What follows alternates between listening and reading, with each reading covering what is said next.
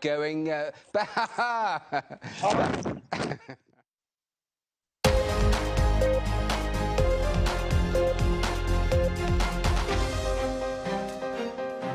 Welcome back. Now, Cabernet Sauvignon, Merlot, Malbec. Which would you rather pour on your friends? I know it's an odd question, but it's not if you're going to the San Vino Wine Festival, because the answer there is obvious. Rioja. People flock to the town of Haro in northern Spain every year on the 29th of June to dance, party and fundamentally drench each other with wine. It's crazy as it sounds, so let's head there and talk to Toby Paramore, who organises tours to that festival. Toby, thank you so much for joining us. I mean, the pictures for this every year are great. What is it like? Well, it's absolutely chaotic. Am I talking with you, Matthew? You are.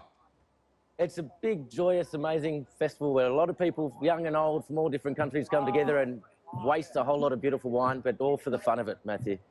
It's chaotic. This year's a little bit cold. We've been coming for 8 years now, and it was pretty chilly this morning, and the Spaniards insist on starting their sort of wine festivals early on in the morning. But anyway, we'll tag along and get involved. It is absolutely extraordinary. We're seeing pictures, people absolutely drenching each other, loads of wine just being thrown around. I mean, how long do they keep it up for? It only goes for about an hour or two. It changes every year a little bit. There's not a strict regime to the tradition, but there's big truckloads full of wine, not the sort of wine they'd probably sell in the shops, and there's a bit of a glut these days, so that means all the more wine for us to throw at each other. It's not so much of a battle. That's a bit of a misnomer, I guess. It's more of a big communal splashing. You can't exactly win the battle. Everybody just splashes each other. You're exactly right, because we're looking at the pictures. No one's winning. Everyone's red. I mean, you talked about the tradition. I mean, why do they do it? What is behind all of this madness?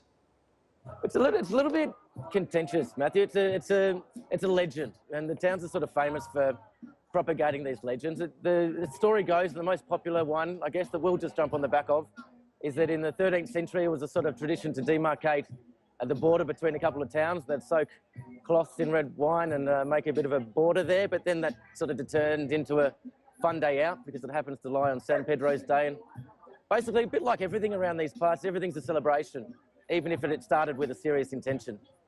And you mentioned earlier people coming from far and wide. I mean, you organise tours to this festival. You've been doing it for a while. I mean, how far away are people coming to actually get involved and do this?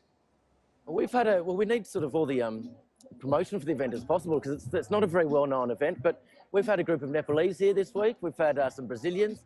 There's always the stock standard bloody Aussies, of course. There's a bunch of Brits, Americans, Canadians, the whole lot. But it's a real interesting mix. It's sort of everybody's interested in throwing wine at each other, it seems. And it's right up there, isn't it, with the bull running that the Spanish also do, the tomato throwing festival. We're seeing all those tomatoes going... Thank you. It says it's still going, Matthew. Oh, you got to get here, mate. Where are you? In the studio? I'm in the studio, nice and dry. My white shirt is beautifully white. Yours not so much. Not so much, and it smells. I guess you can't smell me there, but it smells delicious, I assure you, Matthew. Toby, oh my gosh. Toby, I'm going to have to leave you there. I think you're being set upon by all manner of people. But thank you so much.